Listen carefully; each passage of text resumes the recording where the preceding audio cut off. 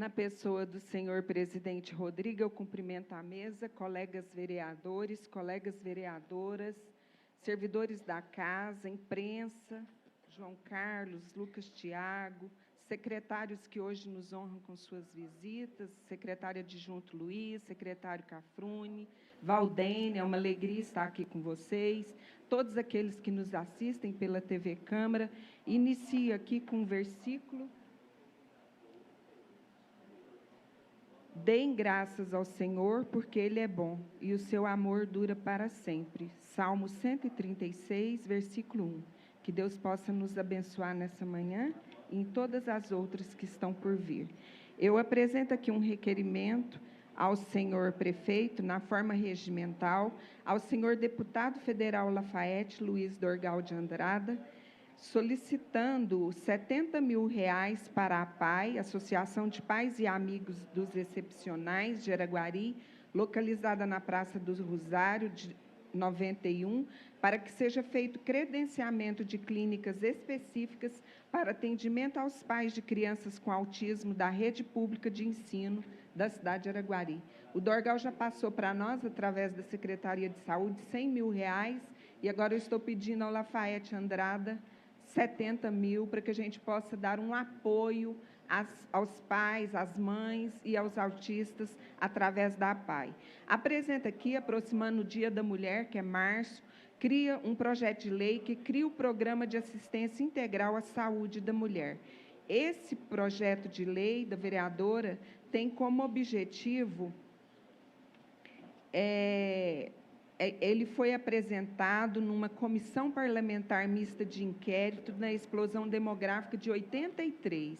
Então, a discussão se pautava predominantemente sobre o controle da natalidade. O Ministério da Saúde teve papel fundamental, pois influenciou no âmbito do governo federal e, por sua vez, se posicionou e defendeu o livre-arbítrio das pessoas e das famílias brasileiras, em relação a quando, quantos e qual o espaçamento entre os filhos. Trata-se de um documento histórico. O conceito de assistência reconhece o cuidado médico de toda a saúde, de toda a equipe da saúde, com alto valor às práticas educativas, entendidas como estratégia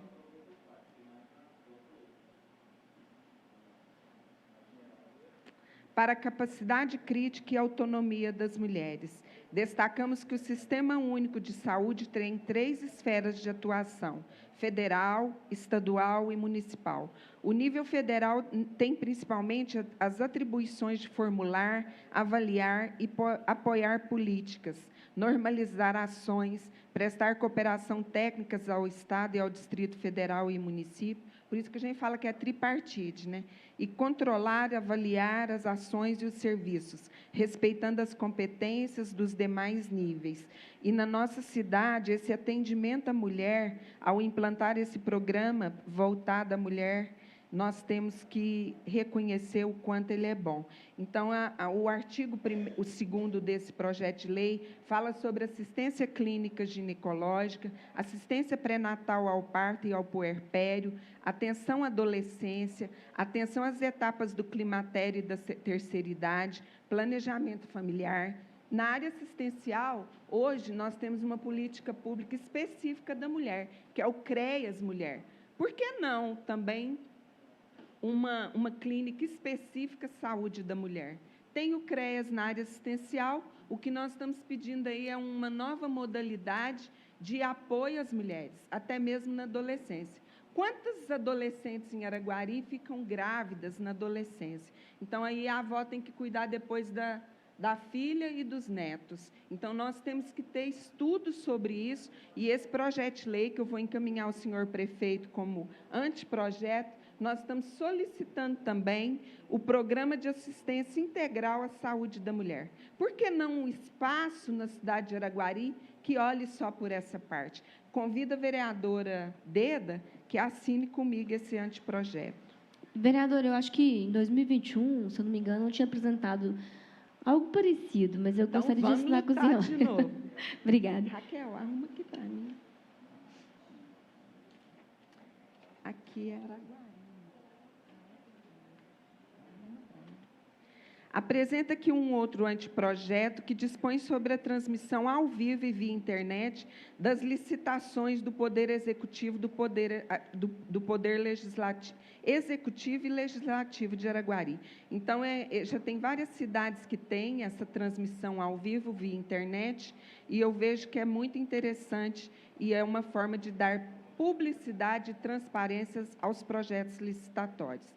Apresenta aqui um outro requerimento ao senhor prefeito, extensivo ao Wesley Lucas, presidente da FAMEP, e o secretário de administração, que encaminhe informações de planejamento, esse aqui, que encaminhe informações acerca das razões pelas quais não estão sendo realizadas aulas de hidroginástica e natação que são oferecidas para a população no ginásio poliesportivo General Mário Brum Negreiros. Solicita ainda informações referentes ao tempo em que as piscinas não estão sendo utilizadas, qual a empresa que ganhou o certame para executar o serviço de aquecimento das piscinas e quando as aulas voltarão a ser oferecidas. Apresenta aqui um outro requerimento ao senhor prefeito, solicitando que encaminhe essa Casa de Leis informações a respeito de todas as obras realizadas no município, com recursos federais, estaduais e municipais. Solicita ainda o valor total das obras, os pagamentos já efetuados, os prazos de execução e as empresas ganhadoras dos certames. Apresenta aqui um outro requerimento ao senhor prefeito, solicitando a revitalização do piso, iluminação e ajardinamento da Praça Prefeito Elmiro Barbosa. É necessária a modernização, um projeto de modernização, além de tornar um local de convivência e interação social das famílias, algo necessário que tem se perdido ao longo dos anos. Apresenta aqui um outro requerimento ao senhor prefeito, solicitando a instalação de lixeiras de descartes seletivos nos prédios públicos. Haja vista que as lixeiras públicas instaladas em ambientes urbanos são imprescindíveis e têm por objetivo organizar os espaços públicos e armazenar temporariamente os lixos depositados pelos usuários. Apresenta aqui um outro requerimento de pêsames às famílias da senhora Gersonita Maciel e família pelo falecimento do senhor Márcio Maciel. O Márcio descobriu que estava com câncer, se não me engano, em dezembro. E ele faleceu agora. Teve poucos dias de vida e, da forma da gente, assim, no nosso entender, a gente tentou ajudar de todas as formas. E eu apresentei aqui semana passada um projeto de lei que cria uma equipe multidisciplinar para que esse tempo onde a pessoa ainda não foi chamada para fazer o TFD, que Araguari possa acolher essas pessoas e que não seja dada assim, uma sentença de morte diante do diagnóstico, que ele tenha qualidade de vida, que ele tenha dignidade, até que seja dado o que Deus queira a essas pessoas, né? Se não é a salvação da doença, uma morte com dignidade. Então, a família, os meus pêsames. Vereadora, eu gostaria de assinar com a senhora. Pois não, Beda. Apresenta aqui um requerimento, um envio de ofício ao senhor prefeito, extensivo à Secretaria de Trânsito e Mobilidade Urbana, encaminhando dados do Ministério da Cidadania que detalha a situação das pessoas com deficiência no Brasil. Então, o IBGE divulgou que existem 12 milhões de pessoas com deficiência no nosso Brasil. Então, 7% da população brasileira tem um certo tipo de deficiência. Então, a gente solicita aí que a gente possa identificar essas famílias em vulnerabilidade econômica. A gente sabe que o CRAS, a Secretaria de Ação Social tem esses dados. E aí, nesse sentido, eu solicito ao senhor prefeito que esteja encaminhando essa casa, o plano de mobilidade urbana do município, principalmente no tocante às pessoas que possuem impedimentos de longo prazo, de natureza física, mental, intelectual, sensorial, os quais, em interação com diversas barreiras, possam obstruir sua participação plena e efetiva na sociedade, em igualdade de condições que as demais pessoas. O nosso Código de Mobilidade Urbana foi elaborado aqui junto com o tenente Luciano, com Wesley Lucas, com a vereadora Eunice. Ele tem poucos artigos, eu estou estudando isso, tentando apresentar um anteprojeto ao senhor prefeito, mas que o nosso secretário de Trânsito também já possa ir contribuir, fazendo um estudo e colocando o nosso plano de mobilidade urbana mais a favor das pessoas com deficiência.